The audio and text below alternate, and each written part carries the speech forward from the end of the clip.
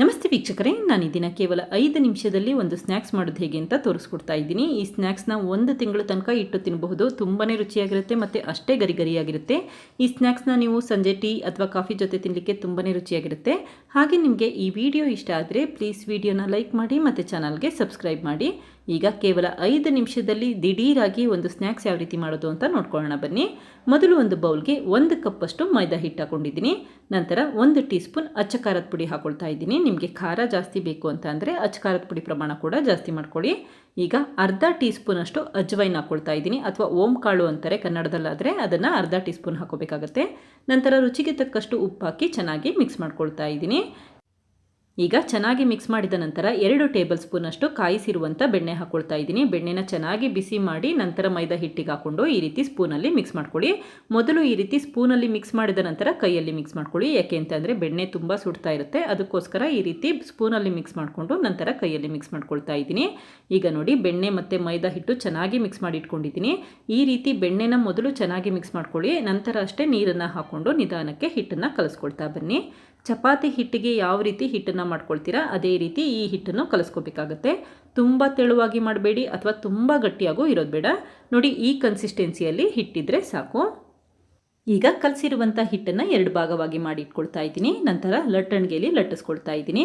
ಪಂಜಾಬಲ್ಲಿ ಈ ಸ್ನ್ಯಾಕ್ಸ್ನ ಮಟ್ರಿ ಅಂತ ಕರೀತಾರೆ. ಸಾಮಾನ್ಯವಾಗಿ ಪಂಜಾಬಲ್ಲಿ ಈ ಸ್ನ್ಯಾಕ್ಸ್ನ ತುಂಬ ಪ್ರಮಾಣದಲ್ಲಿ ಮಾಡಿಟ್ಕೊಂಡು ಸ್ಟೋರ್ ಮಾಡಿ 1 ತಿಂಗಳು ತನಕ ಇಟ್ಟು ತಿಂತಾರೆ. ತುಂಬಾ ರುಚಿಯಾಗಿರುತ್ತೆ ಮತ್ತು ತುಂಬಾ ಕ್ರಿಸ್ಪಿಯಾಗಿರುತ್ತೆ. ಈಗ ನಿಧಾನಕ್ಕೆ ಲಟ್ಟಿಸ್ಕೊಳ್ತಾ ಇದ್ದೀನಿ. ಲಟ್ಟಿಸ್ಬೇಕಾದ್ರೆ ಮೈದಾ ಹಿಟ್ಟನ್ನು ಉದುರಿಸೋ ಅವಶ್ಯಕತೆ ಇರೋದಿಲ್ಲ, ಸುಲಭವಾಗಿ ಲಟ್ಟಿಸಬಹುದು. ನೋಡಿ, ಇಷ್ಟು ದಪ್ಪ ಇದ್ದರೆ ಸಾಕು. ಚಪಾತಿ ಲಟ್ಟಿಸ್ತಿರಲ್ಲ, ಅದಕ್ಕಿಂತ ಸ್ವಲ್ಪ ದಪ್ಪ ಇದ್ದರೆ ಸಾಕು. ಈ ರೀತಿ ಲಟ್ಟಿಸಿದ ನಂತರ ಒಂದು ಚಾಕುವಿಂದ ಪೀಸಸ್ಗಳಾಗಿ ಕಟ್ ಮಾಡ್ಕೊಳ್ತಾ ಇದ್ದೀನಿ. ನಿಮಗೆ ಯಾವ ಶೇಪ್ ಬೇಕೋ ಆ ಶೇಪಲ್ಲಿ ಕಟ್ ಮಾಡಬಹುದು. ಪಂಜಾಬಲ್ಲಿ ಮಟ್ರಿ ಮಾಡ್ತಾರೆ ಅಂದರೆ ಈ ರೀತಿ ಉದ್ದವಾಗೇ ಮಾಡಿಟ್ಟಿರ್ತಾರೆ. ನಾನು ಅದಕ್ಕೋಸ್ಕರನೇ ಉದ್ದವಾಗಿ ಮಾಡಿಟ್ಕೊಳ್ತಾ ಇದ್ದೀನಿ.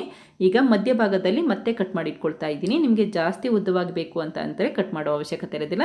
ನಾನಿಲ್ಲಿ ಮೀಡಿಯಂ ಸೈಜಲ್ಲಿ ಮೀಡಿಯಂ ಉದ್ದವಾಗಿ ಮಾಡಿಟ್ಕೊಂಡಿದ್ದೀನಿ. ನೋಡಿ, ಇಷ್ಟು ದಪ್ಪ ಇದ್ದರೆ ಸಾಕು. ಇದೇ ಸಮಯದಲ್ಲಿ ಎಣ್ಣೆನೂ ಕೂಡ ಬಿಸಿ ಮಾಡಲಿಕ್ಕೆ ಇಟ್ಟಿದ್ದೀನಿ. ಎಣ್ಣೆ ಚೆನ್ನಾಗಿ ಬಿಸಿಯಾದ ನಂತರ ಒಂದೊಂದೇ ಪೀಸಸ್ಗಳನ್ನ ಎಣ್ಣೆಗೆ ಹಾಕ್ಕೊಳ್ತಾ ಇದ್ದೀನಿ. ಉರಿನ ಲೋ ಫ್ಲೇಮ್ಗಿನ್ನ ಜಾಸ್ತಿ ಅಥವಾ ಮೀಡಿಯಂ ಫ್ಲೇಮ್ಗಿನ್ನ ಸ್ವಲ್ಪ ಕಡಿಮೆ ಇಟ್ಕೊಂಡು ಫ್ರೈ ಮಾಡ್ಕೋಬೇಕಾಗತ್ತೆ. ಈಗ ಒಂದು 10 ಸೆಕೆಂಡ್ ಹಾಗೆ ಬಿಡ್ತಾ ಇದ್ದೀನಿ. 10 ಸೆಕೆಂಡ್ ಆದ ನಂತರ ಅಷ್ಟೇ ಈ ರೀತಿ ಸ್ಪೂನಿಂದ ಇನ್ನೊಂದು ಸೈಡ್ ಟರ್ನ್ ಮಾಡ್ಕೊಳ್ತಾ ಇದ್ದೀನಿ. ಚೆನ್ನಾಗಿ 1 ನಿಮಿಷ ಫ್ರೈ ಮಾಡ್ಕೊಳ್ತಾ ಬನ್ನಿ. ಗೋಲ್ಡನ್ ಕಲರ್ ಬರಬೇಕು, ಅಲ್ಲಿವರೆಗೂ ಫ್ರೈ ಮಾಡ್ಕೋಬೇಕಾಗತ್ತೆ. ನೋಡಿ, ಎಷ್ಟು ದಪ್ಪವಾಗಿ ಪೀಸಸ್ಗಳು ಬಂದಿದೆ ಅಂತ ಗೊತ್ತಾಗ್ತಾ ಇದೆ. ತುಂಬಾ ಕ್ರಿಸ್ಪಿಯಾಗಿರುತ್ತೆ ಮತ್ತು ತುಂಬಾ ರುಚಿಯಾಗಿರುತ್ತೆ. ಯಾವಾಗ ಈ ರೀತಿ ಗೋಲ್ಡನ್ ಕಲರ್ ಬಂದಿರುತ್ತೆ ಆವಾಗ ತಕ್ಷಣ ತೆಗೆದಿಟ್ಕೊಬಿಡಿ. ಈಗ ನೋಡಿ, ಎಷ್ಟು ಚೆನ್ನಾಗಿ ಬಂದಿದೆ ಅಂತ ಗೊತ್ತಾಗ್ತಾ ಇದೆ. ಇದೇ ರೀತಿ ಮತ್ತೊಮ್ಮೆ ಯಾವ ರೀತಿ ಫ್ರೈ ಮಾಡೋದು ಅಂತ ತೋರಿಸ್ಕೊಡ್ತೀನಿ ನೋಡಿ. ಎಣ್ಣೆ ಚೆನ್ನಾಗಿ ಬಿಸಿಯಾದ ನಂತರ ಒಂದೊಂದೇ ಪೀಸಸ್ಗಳನ್ನ ಹಾಕ್ಕೊಳ್ತಾ ಇದ್ದೀನಿ. ನಂತರ ಒಂದು 10 ಸೆಕೆಂಡ್ ಹಾಗೆ ಬಿಡ್ತಾ ಇದ್ದೀನಿ. 10 ಸೆಕೆಂಡ್ ಆದ ನಂತರ ಅಷ್ಟೇ ಇನ್ನೊಂದು ಸೈಡ್ ಟರ್ನ್ ಮಾಡ್ಕೋಬೇಕಾಗತ್ತೆ. ಈಗ 1 ನಿಮಿಷ ಉರಿನ ಮೀಡಿಯಂ ಫ್ಲೇಮ್ ಅಥವಾ ಮೀಡಿಯಂ ಫ್ಲೇಮ್ಗಿನ್ನ ಸ್ವಲ್ಪ ಕಡಿಮೆ ಇಟ್ಕೊಂಡು ನಿಧಾನಕ್ಕೆ ಫ್ರೈ ಮಾಡ್ಕೊಳ್ತಾ ಇದ್ದೀನಿ. ಯಾವಾಗ ಈ ರೀತಿ ಗೋಲ್ಡನ್ ಕಲರ್ ಬಂದಿರುತ್ತೆ ಆವಾಗ ತೆಗೆದಿಟ್ಕೊಳ್ತಾ ಇದ್ದೀನಿ. ಕೇವಲ 5 ನಿಮಿಷದಲ್ಲಿ ಈ ಸ್ನ್ಯಾಕ್ಸ್ ಮಾಡಬಹುದು. ತುಂಬಾ ರುಚಿಯಾಗಿರುತ್ತೆ. ನೋಡಿ, ಈಗ ಎಲ್ಲ ಪೀಸಸ್ಗಳನ್ನು ಫ್ರೈ ಮಾಡಿ ಇಟ್ಕೊಂಡಿದ್ದೀನಿ. ನಾವು ಎಷ್ಟು ಎಣ್ಣೆ ತೊಗೊಂಡಿದ್ದೀವಿ ಅಷ್ಟೇ ಎಣ್ಣೆ ಇದೆ. ತುಂಬಾ ರುಚಿಯಾಗಿರುತ್ತೆ ಮತ್ತು ತುಂಬ ಸುಲಭವಾಗಿ ಈ ಸ್ನ್ಯಾಕ್ಸ್ನ ಮಾಡಬಹುದು. ಈಗ ಕೇವಲ 5 ನಿಮಿಷದಲ್ಲಿ ಹಾಗೆ ಕಡಿಮೆ ಸಾಮಗ್ರಿಗಳಲ್ಲಿ ಮಾಡಿದಂತಹ ಪಂಜಾಬಿ ಸ್ನ್ಯಾಕ್ಸ್ ಮಟ್ರಿ ರೆಡಿಯಾಗಿದೆ. ಈಗ ಎಷ್ಟು ಕ್ರಿಸ್ಪಿಯಾಗಿ ಬಂದಿದೆ ಅಂತ ತೋರಿಸ್ತೀನಿ ನೋಡಿ.